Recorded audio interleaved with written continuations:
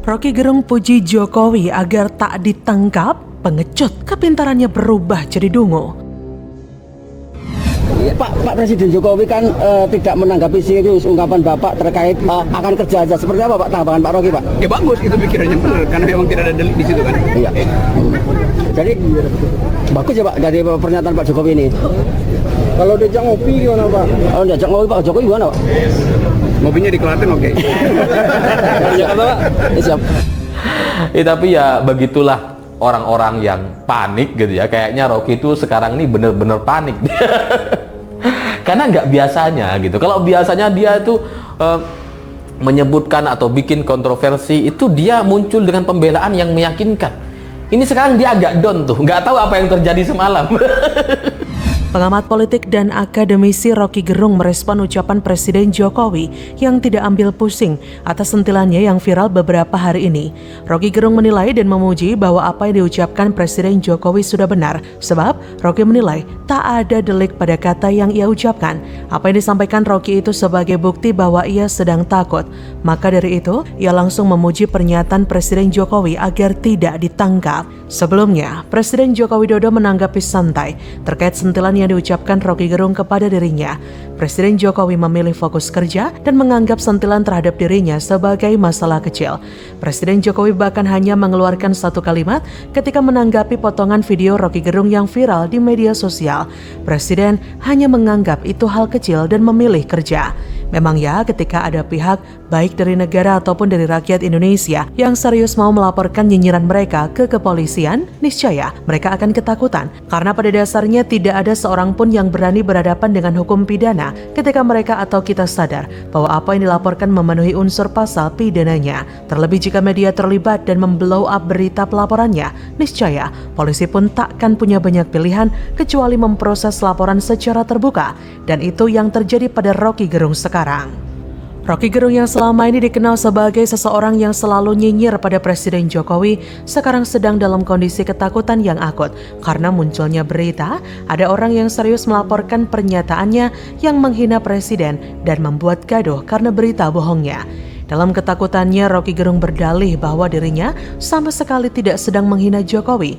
Ia langsung memuji respon Jokowi yang tidak mau menanggapi hinaan itu. Tapi yang namanya RG itu mulutnya saja yang besar, nyalinya pengecut. Sudah biasa kita menyaksikan dia memang bukan orang yang punya nyali, tak perlu heran lagi. Ibarat keluar dari mulut buaya, masuk mulut singa. Kepintaran, kesombongan, dan kelicikan seorang Roky Gerung berubah seketika menjadi sebuah kedunguan. Roky Gerung yang selalu mengesankan dirinya tahu dan paham akan segala hal termasuk hukum, tiba-tiba kepleset dengan omongannya sendiri. Karena pada dasarnya menghina Presiden dengan mengatakan bajingan tolol, Roky Gerung akan dihadapkan dengan pasal penghinaan Presiden yang deliknya umum, di mana tanpa laporan pun penghinaan Presiden hukumnya bisa langsung diproses. Sedangkan jika Roky Gerung mengaku menghina Presiden Jokowi, maka Roky Gerung akan dihadapkan dengan pasal penghinaan KUHP yang deliknya aduan, di mana si korbanlah yang hanya bisa melaporkan. Selain itu, Roky juga bisa dilaporkan karena menyebarkan berita bohong karena menyebut Presiden Jokowi menjual Kalimantan ke Cina. Jadi sangat wajar kalau kemudian Roky Gerung sekarang dalam kondisi ketakutan akut. Kemungkinan besar Gerung segera ditangkap jika Jokowi mau datang ke kantor polisi dan melaporkan dugaan penghinaan ini. Kepintaran, kelicikan, dan kesombongan seseorang itu ternyata memang hanya bisa dirontokkan oleh rasa ketakutan dirinya. Dan itulah kondisi Roky Gerung sekarang. Semoga laporan penghinaan Presiden yang dilakukan Roky Gerung ini segera bisa diproses dan diberitakan, biar dia tahu rasa. Bagaimana menurut Anda?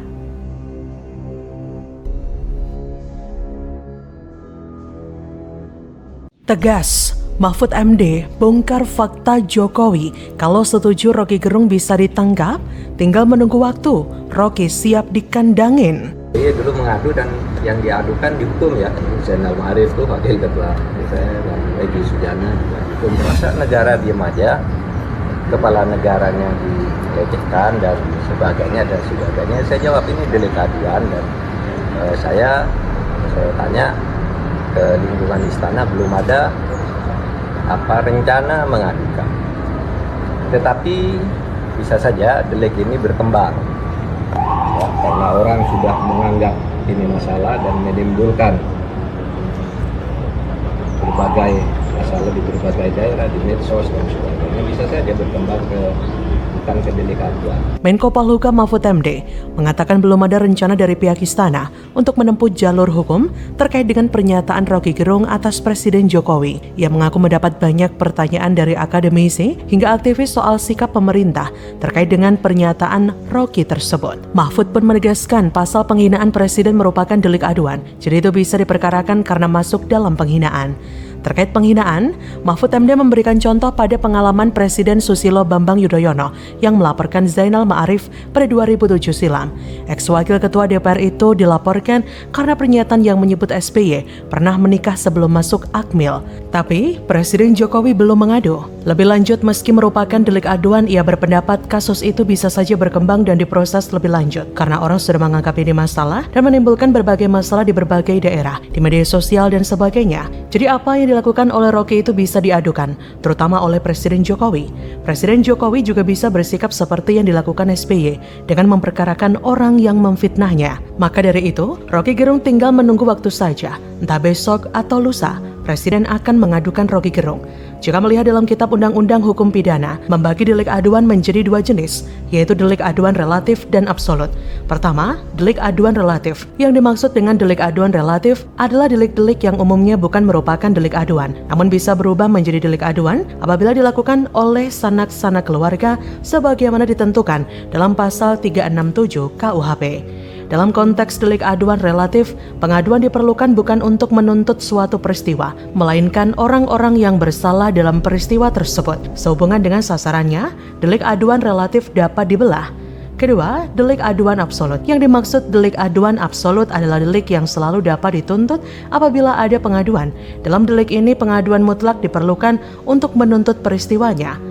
Sehubungan dengan penuntutan akan peristiwa, diterangkan bahwa semua pihak yang terlibat, baik melakukan, membujuk, membantu, dan lainnya harus dituntut.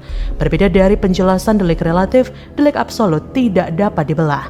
Jadi Roky Gerung sudah sah dan bisa menjadi tersangka jika diadukan. Sebelumnya, kelompok relawan Jokowi melaporkan dugaan penghinaan Roky Gerung lewat pernyataan bajingan tolol ke Bareskrim Polri Senin 31 Juli. Laporan itu ditolak dan hanya dianggap sebagai aduan. Ada pula kelompok relawan lain yang melaporkan Roky Gerung serta Refli Harun terkait hal sama ke Polda Metro Jaya di hari yang sama. Laporan itu diterima dan langsung diproses hari itu juga dengan memeriksa pelapor serta dua saksi. Laporan terdaftar dengan nomor LP-B-7-7/2023/SPKT Polda Metro Jaya tertanggal 31 Juli 2023. Roky Refli dilaporkan karena dugaan melanggar pasal 28 ayat 2 Jungto pasal 45 ayat 2 Undang-Undang Nomor 19 Tahun 2016 tentang ITE dan atau pasal 156 KUHP dan atau pasal 160 KUHP dan atau pasal 14 ayat 1 dan ayat 2 dan atau pasal 15 Undang-Undang Nomor 1 Tahun 1946 tentang Peraturan Hukum Pidana. Dan dalam pasal 310 ayat 1 KUHP menerangkan bahwa menyerang kehormatan atau nama baik seseorang dengan menuduhkan sesuatu hal yang dimaksud agar hal tersebut diketahui secara umum atau pencemaran nama baik dapat diancam pidana penjara paling lama 9 bulan atau denda paling banyak Rp450.000. Jadi siap-siap saja, tinggal menunggu waktu Roky mendekam dalam penjara. Bagaimana menurut Anda?